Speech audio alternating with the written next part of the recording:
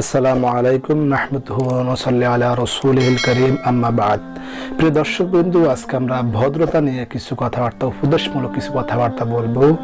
আপনার জীবন যদি এই সমস্ত কথাবার্তা মান্য করেন, তাহলে আপনার জীবনটা অনেক সম্মানিত হয়ে যাবে মানুষের কাছে।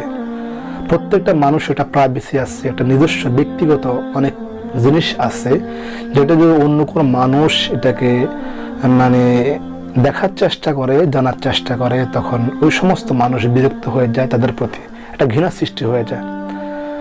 এক নাম্বার ভদ্রতা হচ্ছে, কোনো মানুষ যদি আপনাকে একটা মোবাইল দেয় কিছু দেখার জন্য, আপনি শুধুমাত্র ওই জিনিসটা দেখে তাকে মোবাইলটা ব্যাক দিয়ে দিবেন।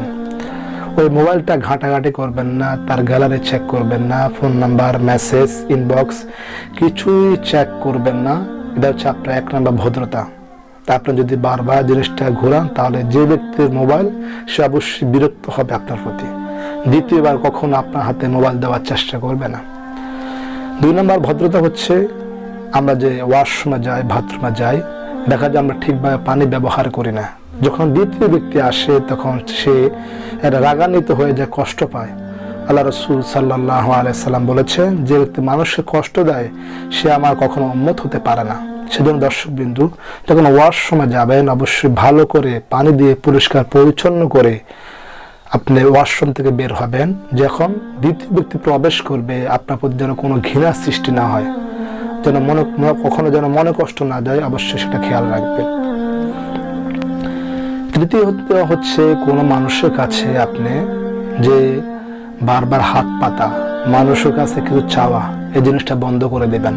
পারলে মানুষকে সাহায্য করবেন, পারলে বেশি বেশি মানুষকে খাদ্য খাওয়াবেন। কিন্তু মানুষ থেকে জোর করে খাদ্য খাওয়া, মানুষ থেকে জোর করে কিছু আদায় করা, এটা কোনো মানুষ ভালো দৃষ্টিতে দেখে না। আজকে আমাদের সমাজে বন্ধু বান্ধব, আত্মীয় স্বজন, বিয়ে অনুষ্ঠান সমস্ত কিছু দেখা যায় জোর করে আদায় করা হয়। তো সেজন্য দর্শক বিন্দুরা, মানুষের কাছে কখনো জোর করে কিছু আদায় করবেন না, খাবেন না। কোনো ছেলেকে বিয়ে দিলে জোর করে, মেয়ের কাছ থেকে, বোর কাছ থেকে যৌতুক আদায় করবেন না। মানুষ নষ্ট হয়ে যাবে, সংসারের জীবন নষ্ট হয়ে যাবে।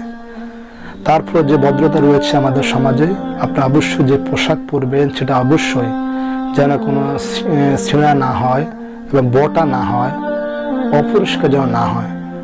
আপনার যে মুখ দিয়ে কথাবার্তা বলছেন, আপনার যেন দাঁত অপরিষ্কার না হয়। এর মাধ্যমে যে দ্বিতীয় ব্যক্তি আপনার সাথে কথাবার্তা বলছে সে বিরক্ত বোধ হচ্ছে। আপনার যদি শরীরে দুর্গন্ধ থাকে, অবশ্যই স্যান্ড ব্যবহার করুন, দাঁত পরিষ্কার রাখুন, পোশাক পরিষ্কার পরিচ্ছন্ন রাখুন এবং ছিঁড়া জামা